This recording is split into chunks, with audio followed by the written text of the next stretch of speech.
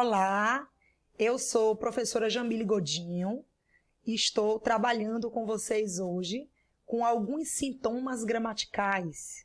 Então, nesse momento, a gente vai começar a estudar um dos conteúdos da língua portuguesa que ainda movimenta algumas dúvidas, algumas dificuldades por parte do entendimento de vocês. Então, a partir de agora, eu estou aqui para te ajudar a entender um pouco mais da diferença entre os 4 porquês. Provavelmente, você, em algumas situações de sua vida, você ficou na dúvida. Quando usar cada um desses porquês? Eu uso o porquê junto, separado, acentuado, não acentuado.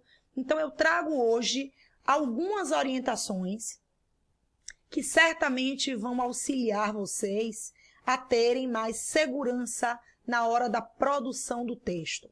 Então, é uma dica de língua portuguesa associada à sua necessidade de uso na produção textual. Sobretudo, essa produção na modalidade escrita.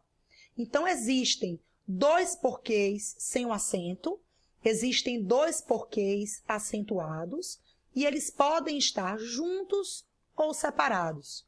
Eu quero começar mostrando para você, meu aluno, a utilização, a aplicabilidade, a serventia desses porquês. E eu quero começar trabalhando com um dos que menos você tem dificuldade, que é o porquê conhecido como porquê das respostas. É exatamente o primeiro porquê da nossa tela, é um porquê que é junto e é sem acento.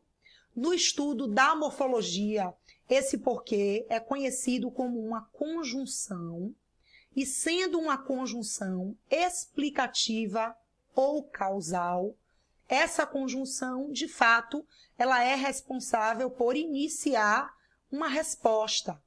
Então, esse porquê, tradicionalmente, ele vai introduzir a explicação, introduzir a causa, porque muito provavelmente, antes dessa resposta, deve ter ou uma oração anterior, ou até mesmo uma pergunta.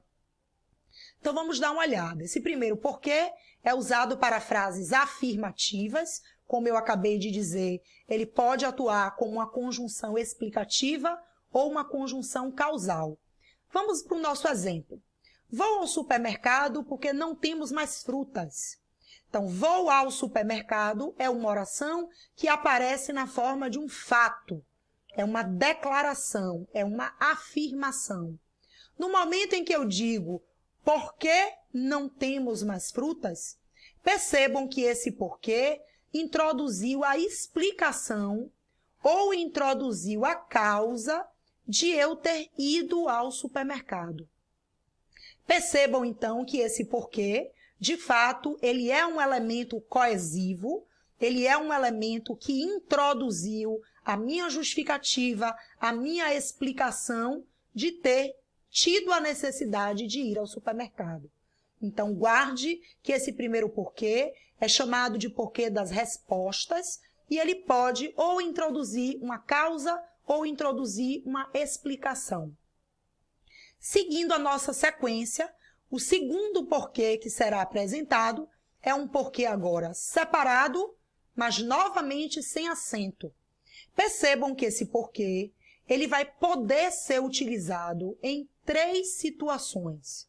A primeira delas, que provavelmente você conhece, é o famoso porquê do início de perguntas, no início de questionamentos diretos. Por exemplo, por que você se atrasou para a nossa primeira aula? Esse porquê começou um questionamento, então esse é um dos usos mais comuns e é um dos mais conhecidos por vocês, certamente. Eu agora quero dar ênfase a 2 outras situações desse mesmo porquê que talvez você não tenha tanto acesso. A partir dessa aula de hoje, você vai aprender que esse porquê também pode ser usado para ser substituído pela expressão por qual motivo ou por qual razão. Sendo assim, esse porquê não apenas é usado no início de perguntas, ele pode ser usado no meio de uma estrutura na forma de um período. Então, se eu digo para você, eu não entendi por que você se atrasou para a nossa primeira aula. Eu não entendi por qual motivo, por qual razão você se atrasou para a nossa primeira aula. Percebam que agora eu não tenho uma pergunta direta, eu tenho uma pergunta indireta, porque eu tenho a condição de substituir esse porquê por uma das expressões por qual razão ou por qual motivo. Uma terceira situação que toca um outro conteúdo chamado regência verbal, que é o uso desse por como uma preposição ao lado desse que atua como um pronome relativo. Então, no meu exemplo, estes são os direitos porque estamos lutando. O verbo lutar exige a preposição obrigatória por. Então, se quem luta, luta por algo ou por alguém, essa preposição por precisa estar na declaração de forma obrigatória. E esse que está resgatando o substantivo anterior, direitos, que é masculino e plural. Então, eu posso juntar esse por mais os quais, formando a contração pelos quais. Então, eu tenho duas possibilidades de construir esse período. Estes são os direitos porque estamos lutando, ou estes são os direitos pelos quais estamos lutando. Então, você, meu aluno, fique atento, porque esse segundo porquê, ele é recheado de possibilidades.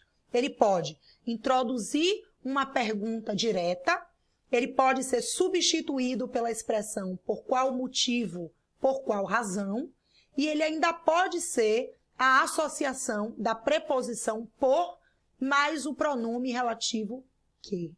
Ok? Vamos ao nosso terceiro porquê, que é junto e com acento.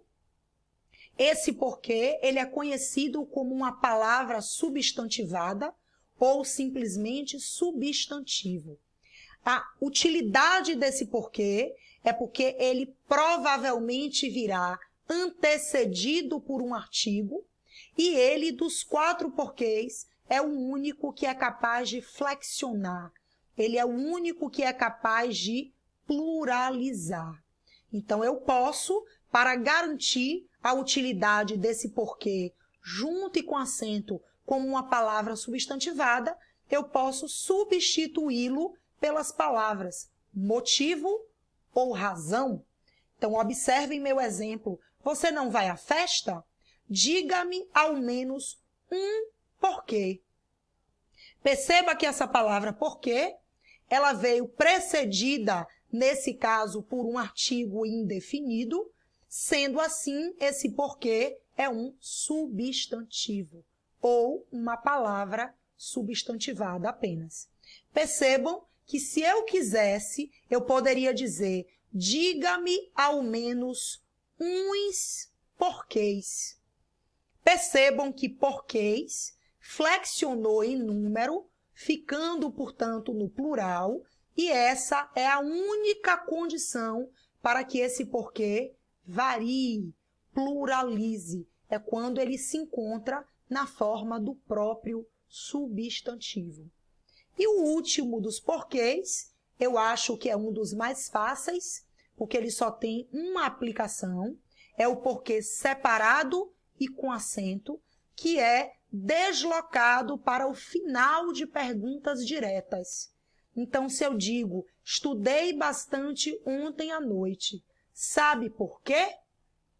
Percebam que esse porquê, ele está separado e com acento, porque ele é um deslocamento do porquê do início de uma pergunta.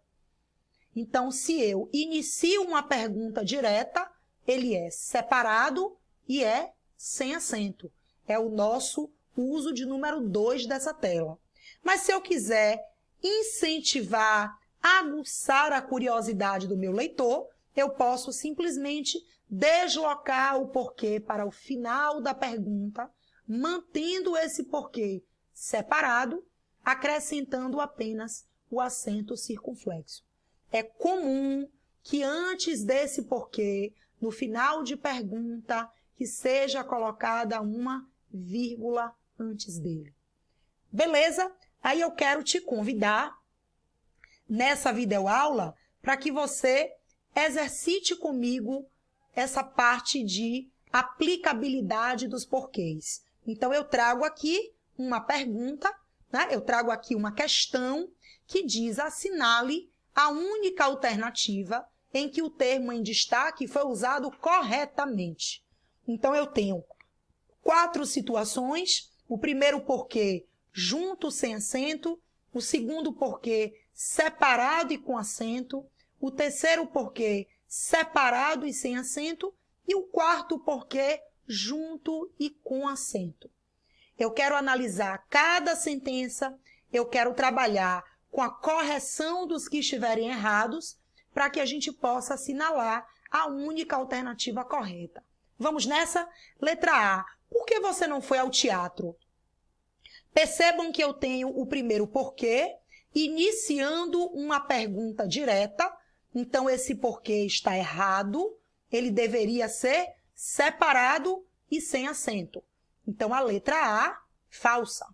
Letra B, o político não aceitou o cargo por quê? Percebam que agora eu tenho o final de uma pergunta e esse porquê é separado e com acento. Portanto, a letra B traz o uso adequado dessa construção. Letra C, o diretor resolveu explicar o porquê de sua decisão. Percebam que agora esse porquê ele está equivocado porque ele foi usado separado e sem acento. Percebam que antes desse porquê apareceu o artigo definido o, que garante que o porquê que deveria ser colocado posteriormente a ele seria o porquê na forma de uma palavra substantivada. Então, nós deveríamos ter um porquê junto e com acento. Então, essa letra C também está falsa. Letra D, eu não fui ao teatro porque estava doente. Qual é a relação entre não ir ao teatro e ficar doente? É uma relação de causa e consequência. Qual é a causa? Estar doente. Qual é a consequência? Não ter ido ao teatro. Então, se a segunda oração apresenta para nós, leitores, a causa, isso quer dizer que esse porquê, ele seria junto, mas sem o acento circunflexo, já que ele deveria ser uma conjunção causal. Ok?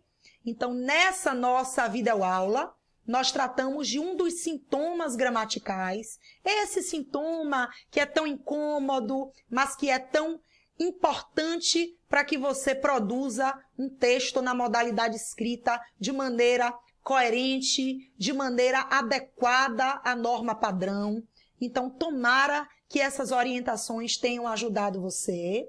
Eu agradeço a sua presença e digo que logo, logo a gente vai se encontrar de novo com mais dicas de língua portuguesa. Ok? Ó, sucesso, boa sorte e continue praticando. Isso é muito importante. Um beijo grande e até lá.